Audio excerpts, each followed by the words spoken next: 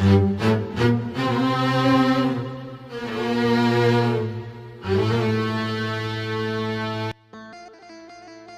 Nawas lapang dada kendati dihina dan dicaci sesama penyair. Al-Kisah, salah seorang penyair dengan terang-terangan mencaci, mengejek, dan menghina Abu Nawas. Tentu ia melakukannya tidak di hadapan Abu Nawas secara langsung. Dalam kisah ini nama penyair ini tidak disebutkan. Namun, peristiwa itu pun akhirnya sampai juga di telinga Abu Nawas. Abu Nawas biasa saja, sepertinya ia telah menyusun rencana yang matang. Singkat cerita, suatu hari digelarlah suatu perayaan. Perayaan ini dihadiri oleh para tokoh, pemuka kerajaan, dan juga para penyair sekaligus sastrawan. Akhirnya, di perayaan itu bertemulah keduanya, Abu Nawas dan penyair yang mengejeknya. Kini Abu Nawas membuka pembicaraan. "Wahai saudaraku, apa kau kira cacianmu dan hinaanmu itu merugikanku? Apa kau kira namaku akan redup? Apa kau kira anakku mati mendengar cacianmu?" Sergah Abu Nawas bertanya. "Tidak," jawab si penyair singkat. "Apa rumahku hancur mendengar cacianmu?" Sergah Abu Nawas lagi. "Tidak," jawab si penyair singkat. "Kalau begitu, selagi kakiku masih menopang badanku, cacianmu tak dapat mengubah apapun dalam hidupku. Sampai kapanpun," tegas Abu Nawas. Kini penyair itu mulai tersulut dengan perkataan Abu Nawas. "Wah, sombong sekali kau Abu Nawas. Kau mau apa?" ucap si penyair kesal.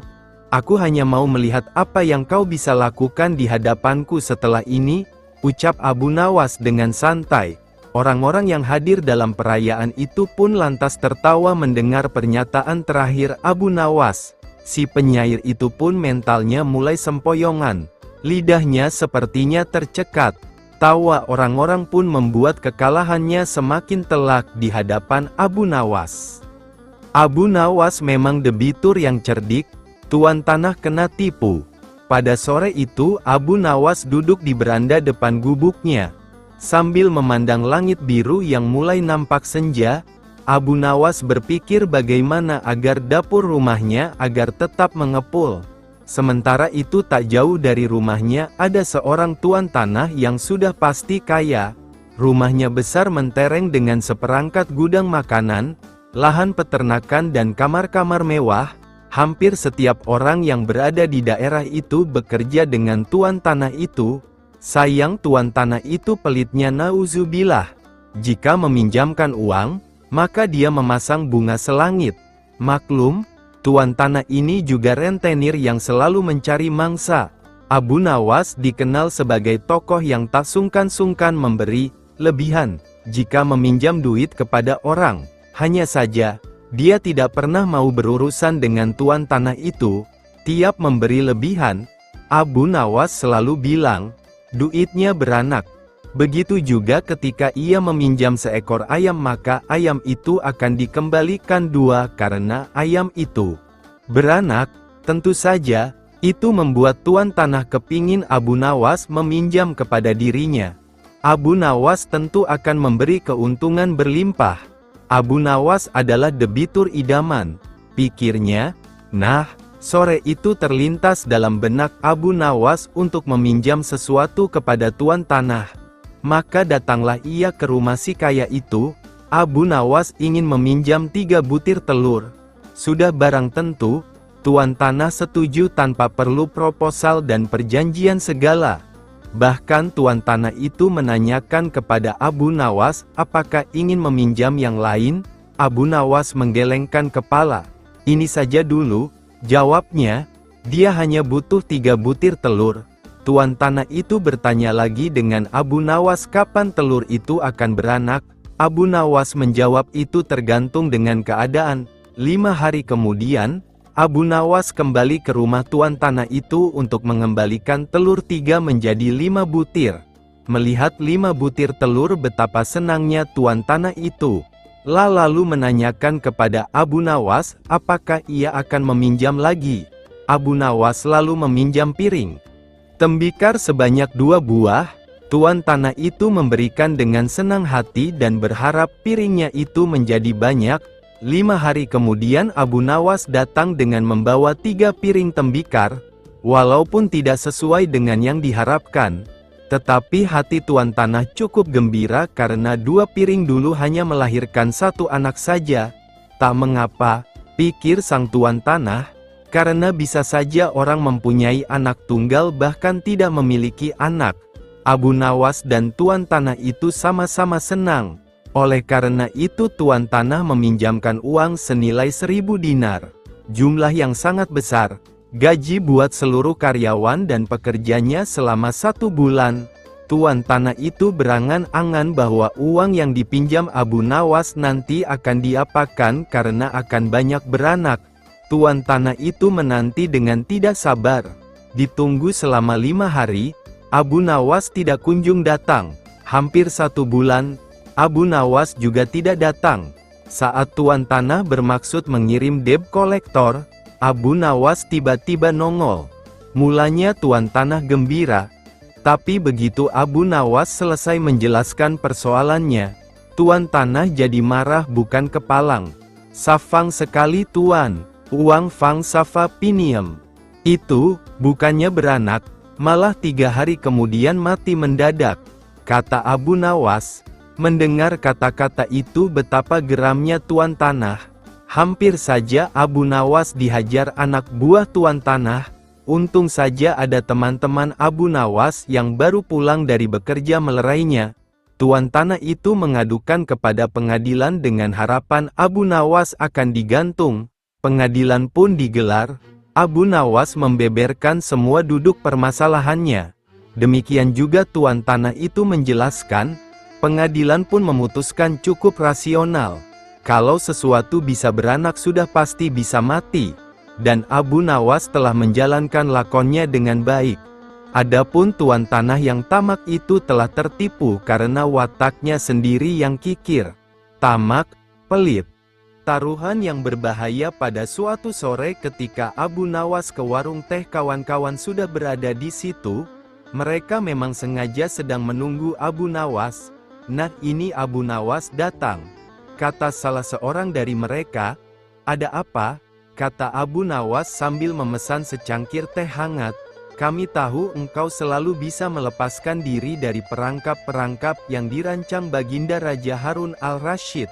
Tetapi kami yakin kali ini engkau pasti dihukum Baginda Raja bila engkau berani melakukannya." Kawan-kawan Abu Nawas membuka percakapan. "Apa yang harus kutakutkan? Tidak ada sesuatu apapun yang perlu ditakuti kecuali kepada Allah SWT," kata Abu Nawas menentang. "Selama ini belum pernah ada seorang pun di negeri ini yang berani memantati Baginda Raja Harun al-Rasyid. Bukankah begitu hai Abu Nawas?" tanya kawan Abu Nawas. "Tentu saja tidak ada yang berani melakukan hal itu karena itu adalah pelecehan yang amat berat, hukumannya pasti dipancung," kata Abu Nawas memberitahu. "Itulah yang ingin kami ketahui darimu. Beranikah engkau melakukannya? Sudah kukatakan bahwa aku hanya takut kepada Allah SWT saja. Sekarang apa taruhannya bila aku bersedia melakukannya?" Abu Nawas ganti bertanya. 100 keping uang emas. "Di samping itu Baginda harus tertawa tatkala engkau pantati," kata mereka. Abu Nawas pulang setelah menyanggupi tawaran yang amat berbahaya itu. Kawan-kawan Abu Nawas tidak yakin Abu Nawas sanggup membuat Baginda Raja tertawa, apalagi ketika dipantati. Kayaknya kali ini Abu Nawas harus berhadapan dengan Algojo pemenggal kepala. Minggu depan Baginda Raja Harun al-Rasyid akan mengadakan jamuan kenegaraan.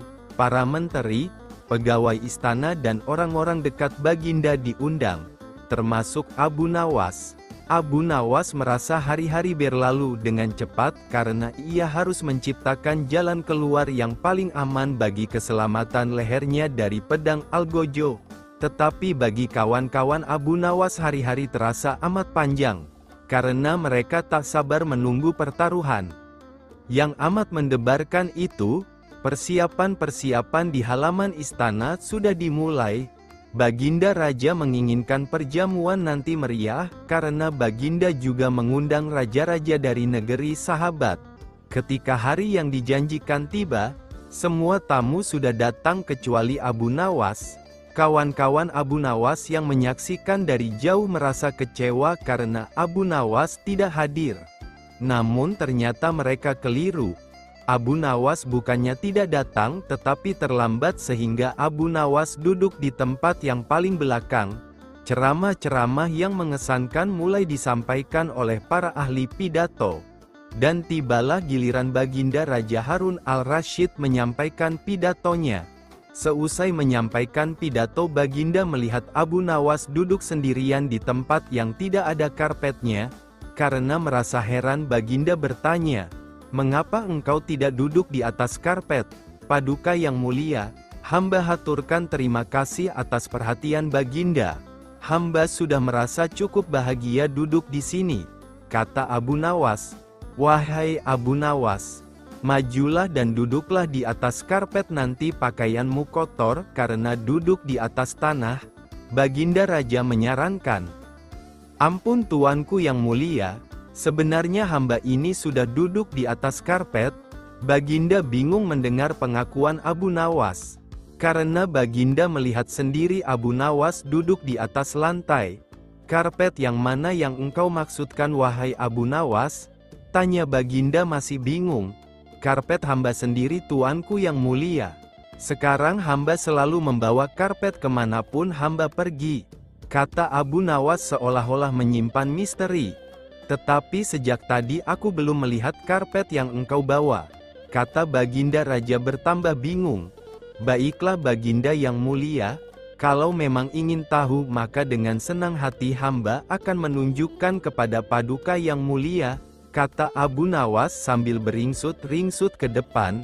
Setelah cukup dekat dengan Baginda, Abu Nawas berdiri kemudian menungging menunjukkan potongan karpet yang ditempelkan di bagian pantatnya. Abu Nawas kini seolah-olah memantati Baginda Raja Harun al-Rasyid. Melihat ada sepotong karpet menempel di pantat Abu Nawas, Baginda Raja tak bisa membendung tawa sehingga beliau terpingkal-pingkal diikuti oleh para undangan. Menyaksikan kejadian yang menggelikan itu, kawan-kawan Abu Nawas merasa kagum. Tugas yang mustahil, Abu Nawas belum kembali. Kata istrinya, ia bersama seorang pendeta dan seorang ahli yoga sedang melakukan pengembaraan suci. Padahal saat ini Baginda amat membutuhkan bantuan Abu Nawas.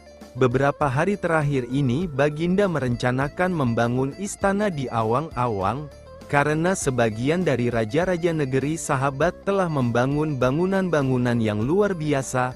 Baginda tidak ingin menunggu Abu Nawas lebih lama lagi.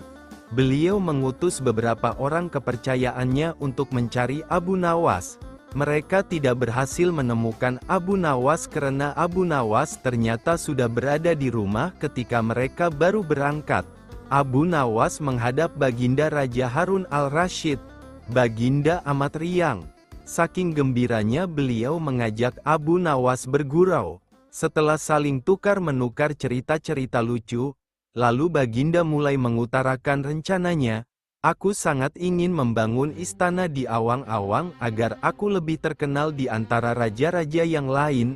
Adakah kemungkinan keinginanku itu terwujud, wahai Abu Nawas?" "Tidak ada yang tidak mungkin dilakukan di dunia ini, Paduka yang mulia," kata Abu Nawas berusaha mengikuti arah pembicaraan Baginda. "Kalau menurut pendapatmu hal itu tidak mustahil diwujudkan, maka aku serahkan sepenuhnya tugas ini kepadamu," kata Baginda puas.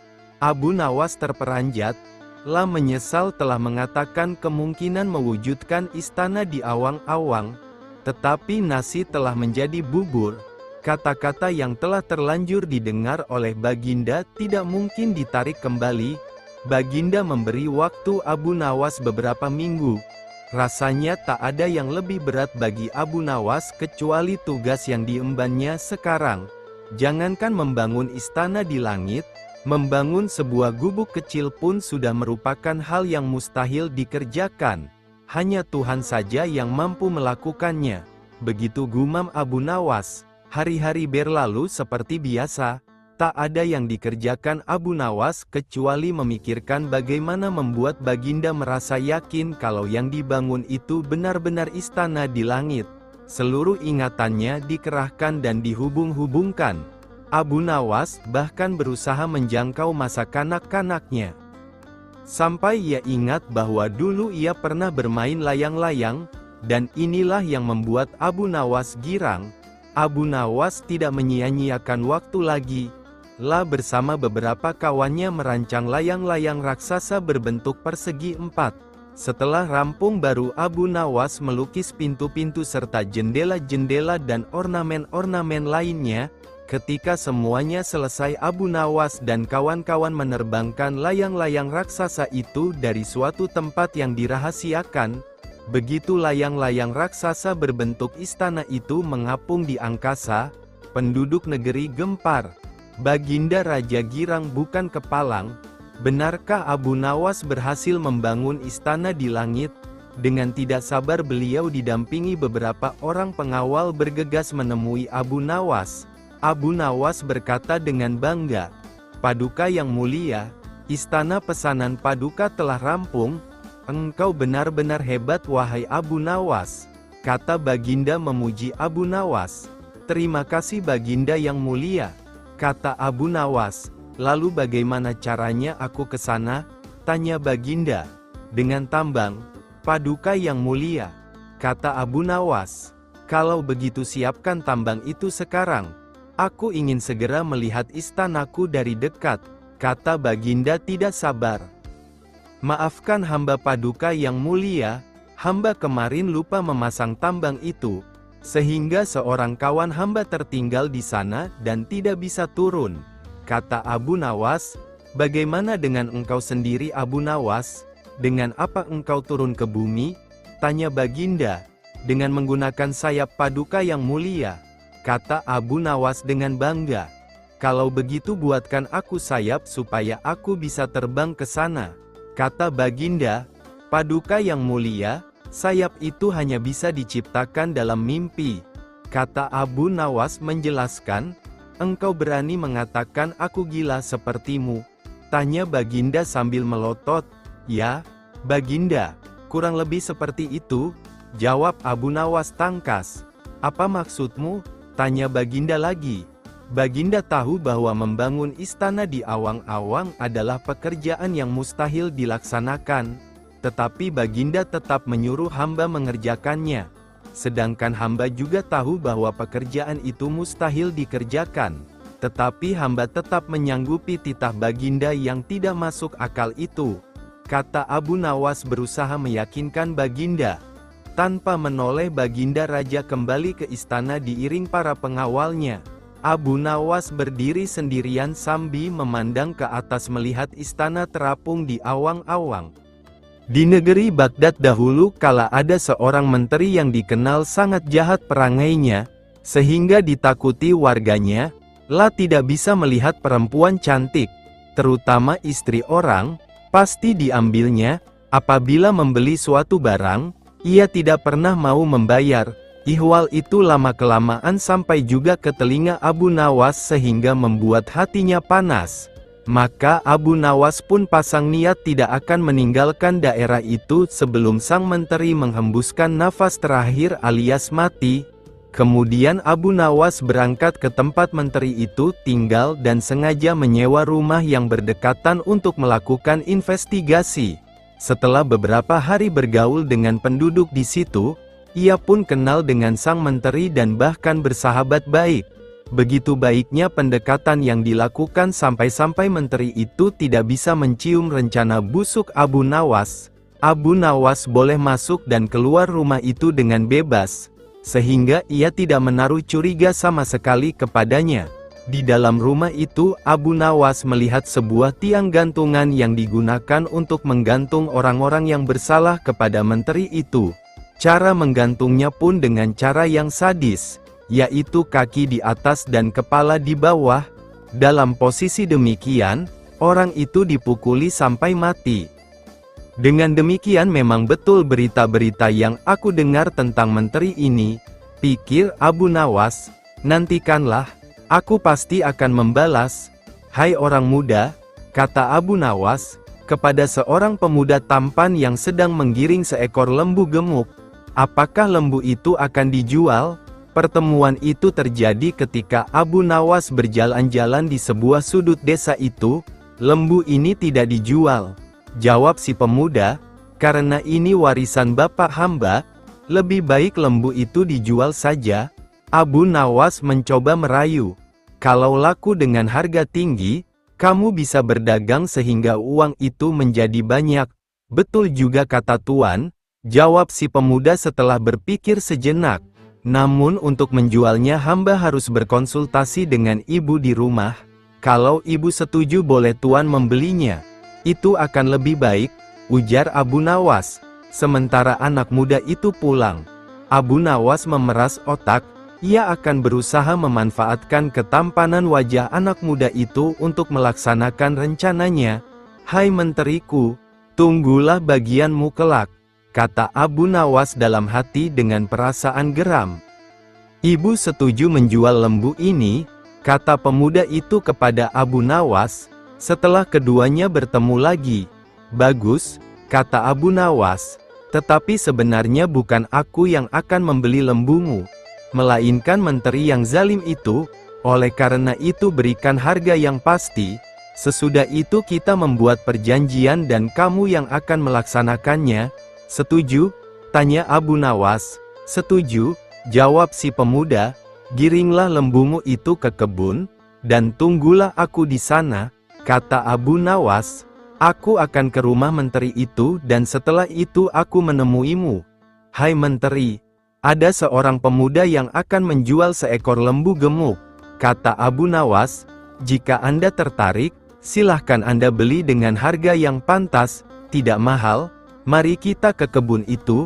Berapa harganya? Tanya si menteri begitu sampai di kebun. Las sangat tertarik dan ingin segera membelinya. 50 dinar, jawab si pemuda. Boleh ditawar?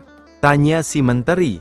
Tidak bisa, karena lembu ini warisan bapak hamba, jawab si pemuda. Baik, pasti kebayar harga itu, ujar si menteri.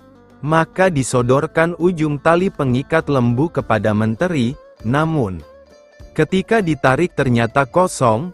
Rupanya diam-diam Abu Nawas telah melepas binatang itu.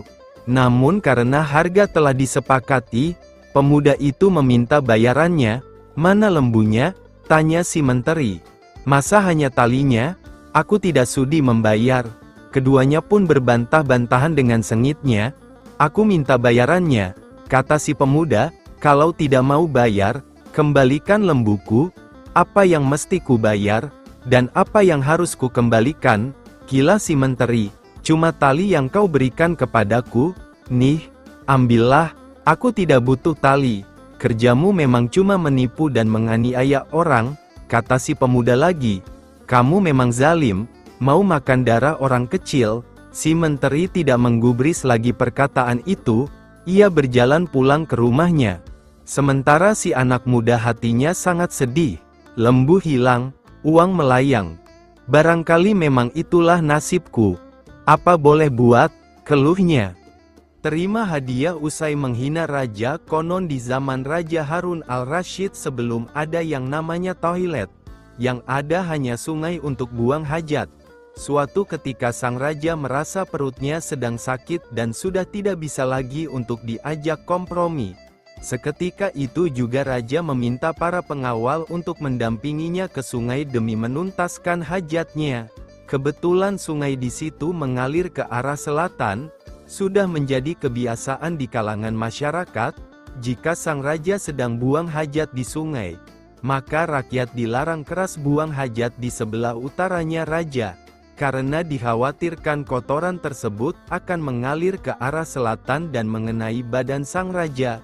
Bagi yang melanggar, maka akan mendapatkan hukuman berat dari sang raja. Namun kali ini, peraturan tersebut tidak diindahkan oleh Abu Nawas. Abu Nawas dengan santainya juga ikut buang hajat di sebelah utara agak jauh dari sang raja. Di saat asyik buang hajat, Tiba-tiba saja ada suatu benda yang menyenggol pantat raja. Tanpa berpikir panjang, benda tersebut langsung dipegang dan dilihat oleh sang raja. Dan alangkah kagetnya ternyata benda tersebut adalah kotoran manusia.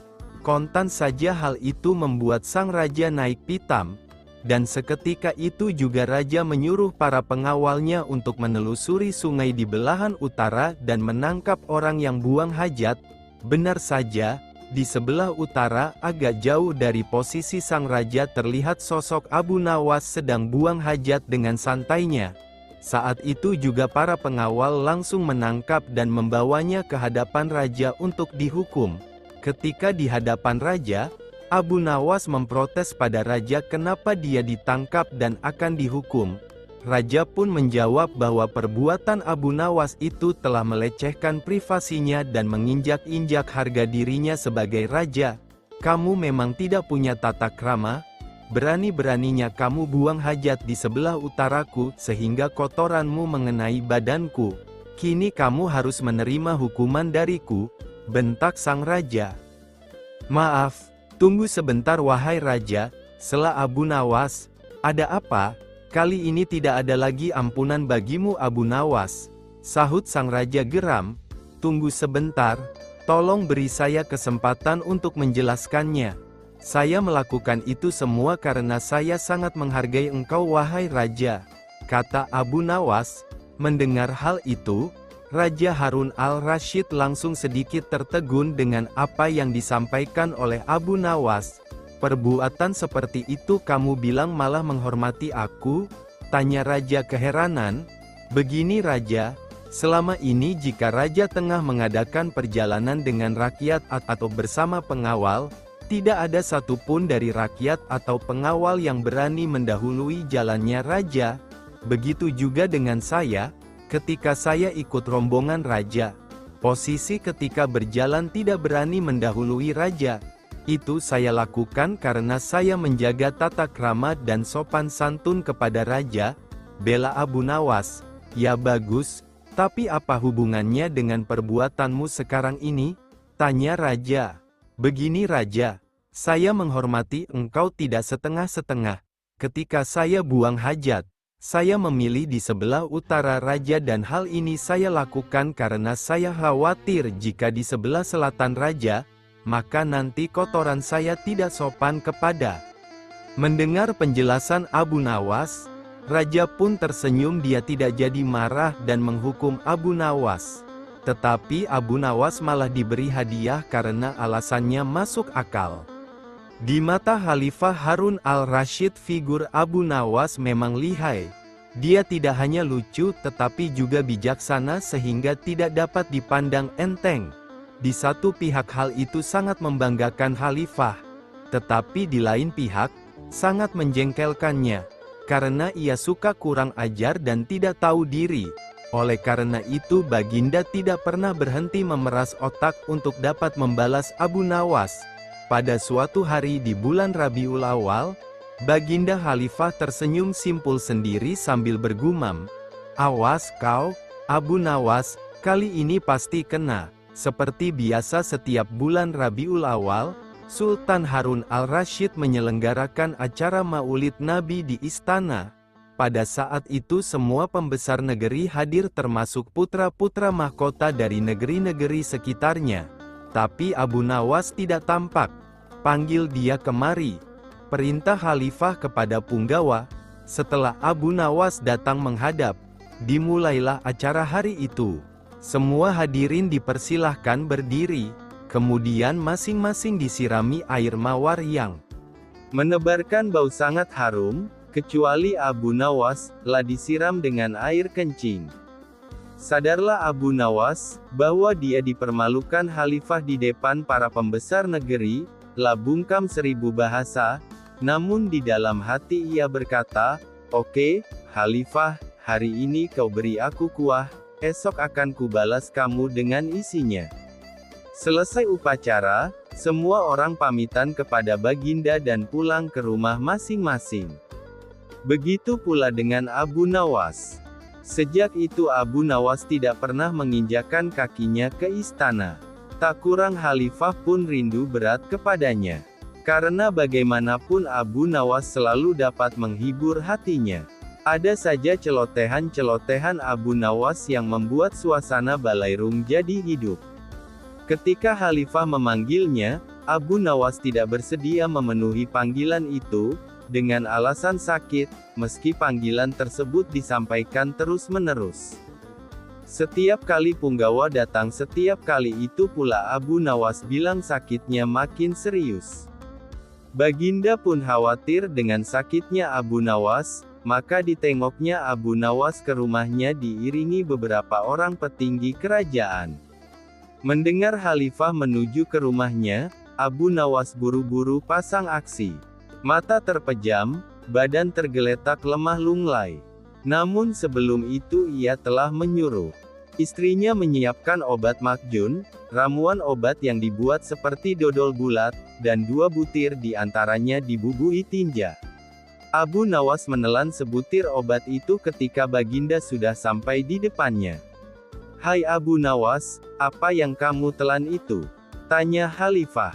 "Inilah yang disebut obat makjun," jawab Abu Nawas masih dalam posisi telentang. "Resepnya hamba peroleh tadi malam lewat mimpi.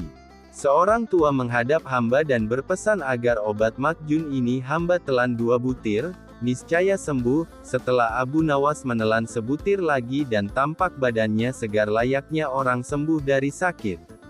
"Kalau begitu aku juga mau makan obat makjun itu," kata Khalifah. "Baiklah, tuanku," kata Abu Nawas. "Bila Paduka akan menelan obat ini, hendaklah berbaring seperti hamba sekarang ini, tidak boleh sambil duduk, apalagi dengan berdiri." Maka Baginda pun berbaring. "Pejamkan mata tuanku," kata Abu Nawas. Begitu mata Sultan terpejam, Abu Nawas cepat-cepat memasukkan butiran makjun itu ke mulut Khalifah. Tiba-tiba Khalifah bangkit karena obat itu menyangkut di batang tenggorokannya. Sambil membelalakan matanya, Sultan berkata keras-keras, "Hai, Abu Nawas, kamu beri aku makan tinja ya?" Maka Abu Nawas pun menghormat sambil berkata, "Dulu Baginda memberi hamba kuahnya, sekarang hamba memberi Baginda isinya. Jikalau Baginda tidak memberi hamba uang 100 dinar, kejadian ini akan hamba ceritakan kepada halayak ramai. Diam kamu, jangan ngomong kepada siapa-siapa, nanti ku beri kau uang 100 dinar, kata Khalifah. Setelah itu Khalifah dan semua pengiringnya kembali ke istana, menyiapkan pundi-pundi.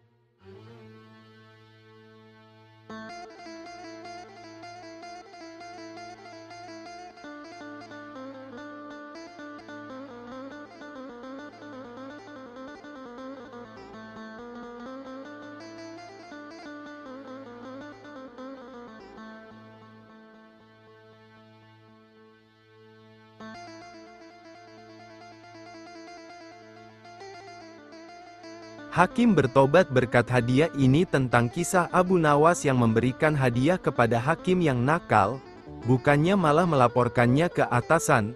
Abu Nawas punya cara yang unik dalam memberikan pelajaran kepada para hakim nakal. Bukan dengan melaporkannya langsung kepada sang raja, tetapi Abu Nawas bahkan memberinya hadiah. Akan tetapi justru dengan hadiah itu sang hakim menjadi sadar akan perbuatan zalimnya. Ini kisahnya, pada suatu waktu kerajaan yang dipimpin oleh Raja Harun al-Rasyid ini mengalami krisis keadilan. Banyak hakim yang adil meninggal dunia dan raja salah dalam menunjuk orang sebagai hakim pengganti. Akibatnya hakim pengganti itu tidak mampu menjawab kebutuhan masyarakat atas keadilan. Para hakim pengganti itu berlaku menyimpang dan sama sekali tidak mengetahui hukum-hukum agama, sehingga tidak aneh jika kemudian muncul berbagai kebobrokan dan penyimpangan hukum yang dilakukan para hakim.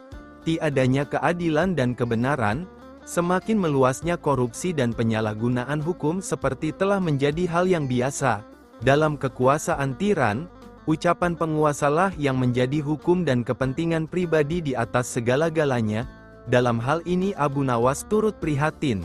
Dia pun lantas berinisiatif menyadarkan para hakim itu dengan caranya sendiri.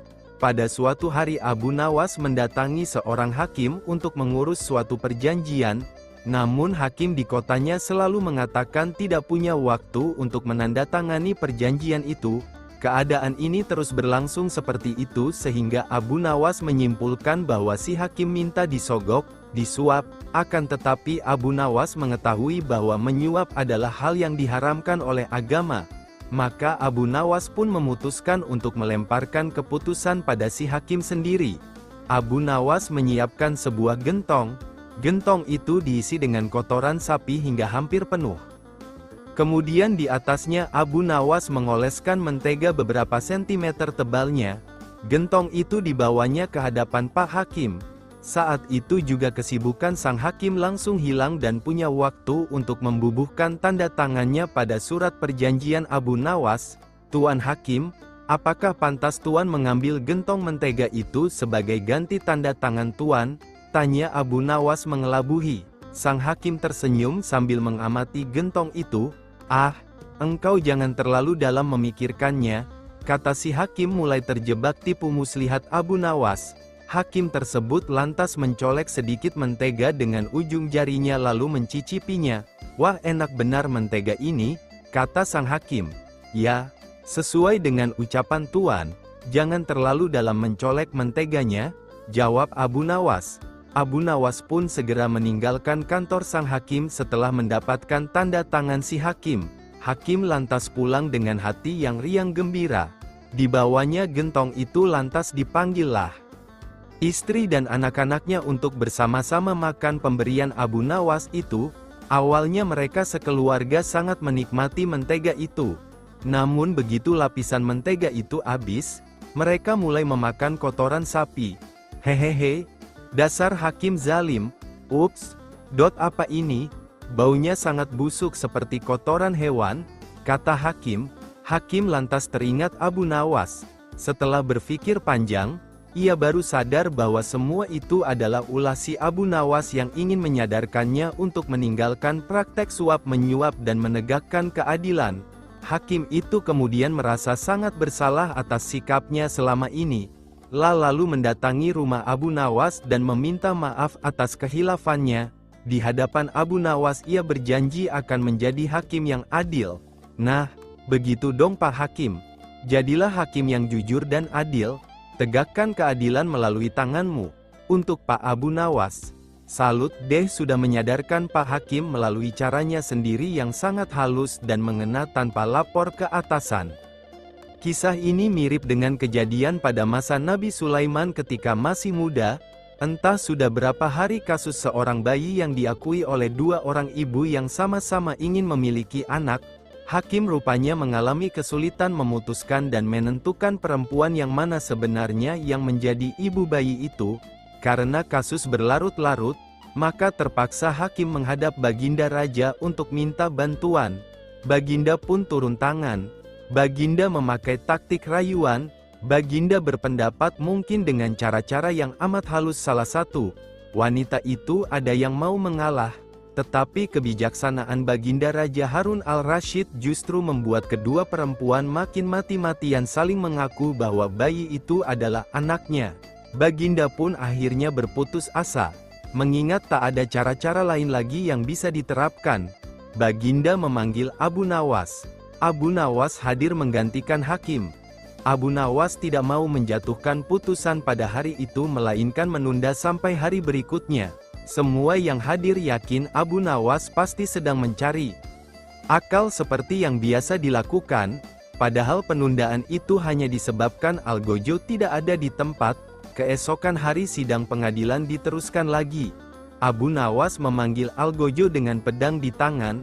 Abu Nawas memerintahkan agar bayi itu diletakkan di atas meja. "Apa yang akan kau perbuat terhadap bayi itu?" kata kedua perempuan itu saling memandang.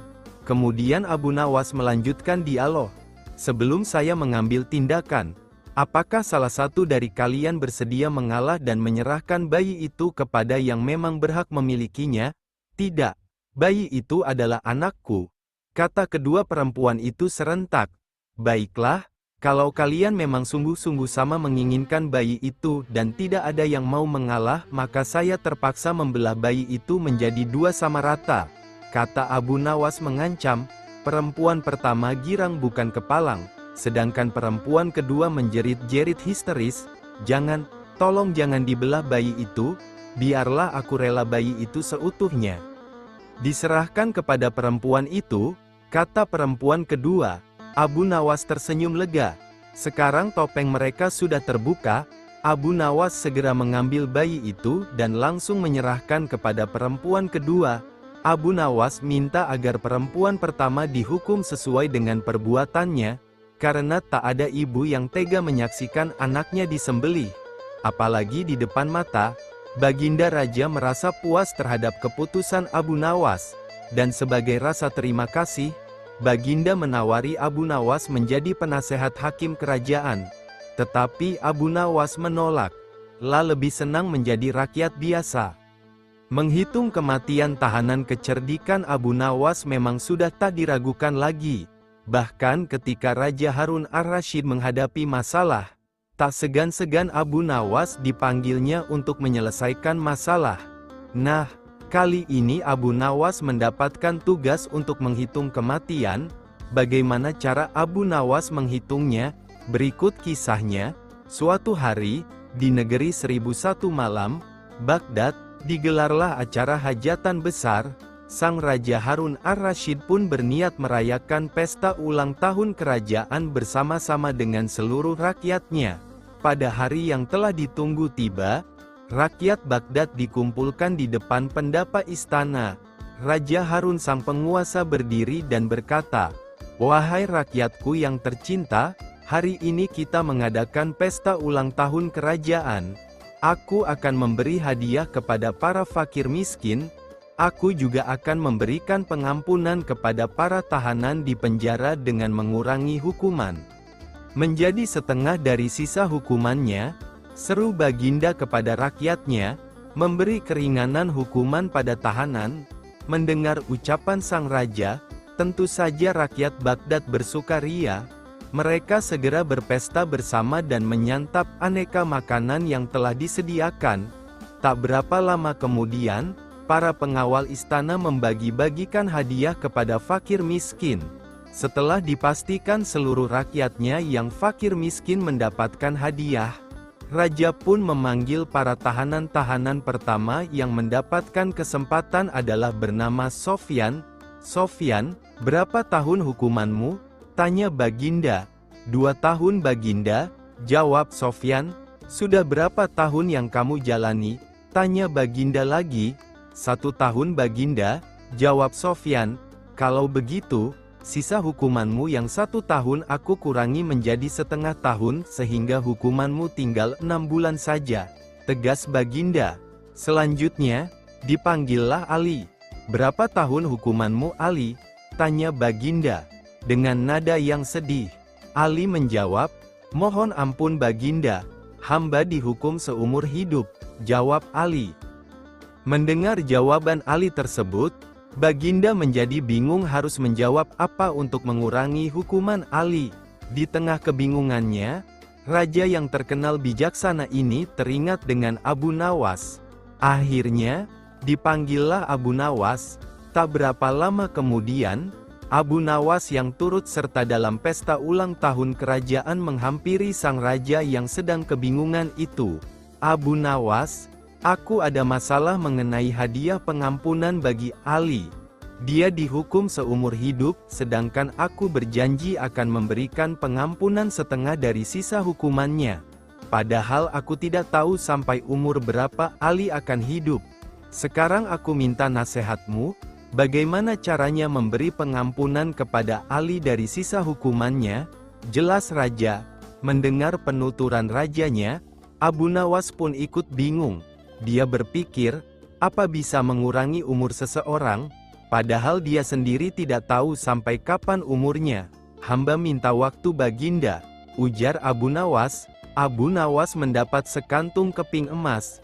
Mendengar permintaan Abu Nawas, raja pun akhirnya memberikan kesempatan kepada Abu Nawas untuk berpikir. Raja hanya memberi waktu sehari semalam saja, tidak boleh lebih. Jadi, besok pagi Abu Nawas harus memberikan jawabannya. Sesampainya di rumah, Abu Nawas pun berpikir keras untuk menemukan pemecahan masalah tersebut. Dia tidak bisa tidur karena selalu kepikiran akan hal itu. Namun, selang beberapa waktu, tampaklah senyuman di bibir Abu Nawas. Pertanda solusi telah ditemukan. Abu Nawas pun malam itu segera masuk ke kamar untuk tidur dengan nyenyak. Pada pagi-pagi sekali, Abu Nawas telah bangun. Setelah mandi dan sarapan, dia pun pergi menghadap raja setelah berpamitan dengan istrinya. Hamba sudah mendapatkan cara untuk memecahkan masalah si Ali. Baginda, begini Baginda, sebaiknya si Ali ini berada di luar penjara dan bisa bebas selama 1 hari. Lalu pada esoknya, dia dimasukkan lagi ke dalam penjara selama 1 hari pula. Lusa juga demikian, sehari bebas, sehari di penjara, begitu berlangsung terus selama umur si Ali itu. Jelas Abu Nawas, engkau memang pandai Abu Nawas. Kalau begitu, kamu juga akan aku beri hadiah, yaitu sekantung keping emas, ujar sang raja. Setelah itu, Abu Nawas pulang dengan wajah yang ceria. Abu Nawas mengelabui raja namanya saja Abu Nawas. Selalu punya 1000 cara untuk meloloskan diri dari hukuman. Kali ini adalah Raja Harun ar-Rasyid yang termakan tipuannya. Abu Nawas bebas dari hukuman raja setelah berjanji bahwa ia akan terbang. Berikut kisahnya. Karena dianggap terlalu mengkritik kepemimpinan Raja Harun, maka Abu Nawas ditangkap karena ia dituduh telah melakukan sesuatu yang membahayakan kerajaan, sehingga harus dihukum. Namun demikian, Abu Nawas selalu punya alasan untuk meloloskan diri dari hukuman itu. La mengaku kepada pengawal kerajaan bahwa ia memiliki ilmu tinggi dan ia akan terbang. Kabar Abu Nawas akan terbang akhirnya terdengar oleh Raja Harun. Mana mungkin Abu Nawas akan terbang? Dia tidak punya sayap, tidak punya alat-alat khusus. Apakah ia punya ilmu khusus? Kata Raja Harun kepada pengawalnya. Kami tidak tahu Paduka. Tetapi Abu Nawas sangat meyakinkan, jawab pengawal. Hingga dibawalah Abu Nawas menghadap sang raja. Abu Nawas, betulkah kamu mau terbang? Tanya raja. Ya tuanku, memang saya mau terbang, jawab Abu Nawas. Kapan, dan di mana? Tanya raja secara beruntun. Hari Jumat yang akan datang ini, dan dari menara Masjid Baitul Rakim, tak jauh dari rumah saya, jika raja mengizinkan, jawab Abu Nawas. Akhirnya sang raja mengizinkan dan bahkan ia berjanji akan membebaskan Abu Nawas jika bisa terbang. Akan tetapi jika Abu Nawas tak bisa membuktikan, maka hukumannya akan ditambah 100 lecutan rotan, daun kuping dipotong dan hukuman gantung. Pada hari yang sudah dinantikan, Jumat sesudah sembahyang Jumat, lapangan sekitar Masjid Baitul Rahman sudah penuh orang. Orang biasa, rakyat, penduduk dan penguasa setempat sudah berjubel mengambil tempat masing-masing. Orang-orang menantikan saat yang paling genting dan mendebarkan. Abu Nawas dengan langkah yang sangat gagah dan tak ragu, menaiki tangga menara tertinggi dan orang-orang melihat dengan mata yang tak berkedip, terpaku, dan menyatu mengikuti langkah tubuh Abu Nawas. Ketika Abu Nawas sampai pada puncak tertinggi, dia melihat lurus dan terkadang ke bawah yang penuh orang. Badan dan kedua belah tangannya merentang lurus seakan-akan benar mau terbang. Orang-orang yang ada di bawah dengan seksama memperhatikan dan Abu Nawas terus dan berulang-ulang merentangkan tangannya dan memajukan badannya seakan-akan terbang dan bagaikan berenang perilaku dan gerak-geriknya. Sementara orang-orang yang ada di bawah menunggu dengan jantung berdegup dengan kencang. Akhirnya Abu Nawas menemui mereka dan mereka semua terpana, terpesona, heran dan penuh keraguan apalagi yang mau dibuat Abu Nawas ini. "Apa semua kalian lihat tadi bagaimana saya mau terbang itu?" tanya Abu Nawas. "Ya, kami melihat, kamu menggerakkan kedua belah tanganmu dan badanmu bergerak ke depan, tampaknya memang bergaya mau terbang," kata orang banyak. "Lalu apakah saya berbohong bahwa saya mau terbang pada hari Jumat ini dan di menara tertinggi Masjid Baitul Rakim ini?" tanya Abu Nawas. "Ya tidak bohong, kamu betul mau terbang hari ini dan di sini. Tapi kenapa lalu kamu tidak terbang?" kata mereka. "Yang saya katakan bahwa saya mau terbang, lalu saya coba. Lalu ternyata yang seperti kalian lihat tadi itu," kata Abu Nawas. "Tapi ternyata kamu tidak bisa terbang," kata mereka.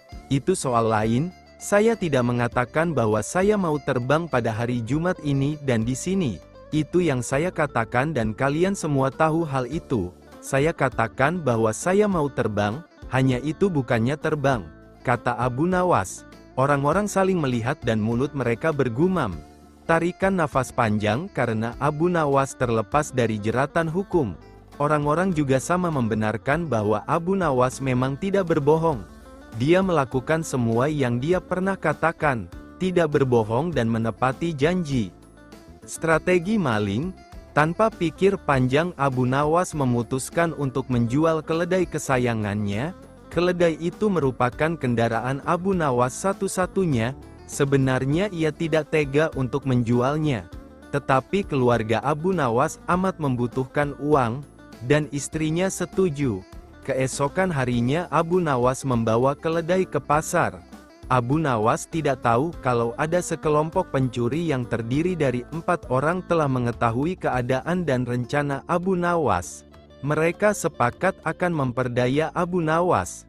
Rencana pun mulai mereka susun. Ketika Abu Nawas beristirahat di bawah pohon, salah seorang mendekat dan berkata, "Apakah engkau akan menjual kambingmu?" Tentu saja Abu Nawas terperanjat mendengar pertanyaan yang begitu tiba-tiba.